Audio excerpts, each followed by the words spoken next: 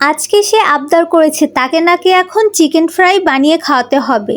আবদার যখন করেছে পূরণ তো করতেই হবে, তাই দেরি না করে চলে গেলাম রান্নাঘরে রান্না করতে। হ্যালো এভরিওয়ান, আসসালামু আলাইকুম। সবার কি অবস্থা? এখন রাত প্রায় 12টা বাজে আর এখন আমি আসছি রান্নাঘরে রান্না করতে। তার জন্য এখন চিকেন ফ্রাই বানাচ্ছি। এইদিকে আমার চিকেন ফ্রাই প্রায় ভাজা হয়ে গেছে। আসলে আমার হাজবেন্ড আমাকে যখনই বলে যে কিছু বানিয়ে দাও খাবো, যত রাতই হোক না কেন আমি চেষ্টা করি তাকে বানিয়ে দেওয়ার জন্য। আমার মতো তোমরা কে কে আছো যারা রাত বিরাতে রান্না করো, তারা সবাই কমেন্ট করে অবশ্যই আমাকে জানাবে। তোমাদের সাথে বকবক করতে করতে এইদিকে চিকেন ফ্রাই আর ফ্রেঞ্চ ফ্রাই ভাজা হয়ে গেছে। আমাদের মতো কে কে আছো যারা রাত বিরাতে খেতে পছন্দ করো আর রান্না করে খাও, সবাই কমেন্ট করে জানাবে। আমার উনি তো বলছিল যে চিকেন ফ্রাই নাকি একদমই রেস্টুরেন্টের মতো খেতে হয়েছে।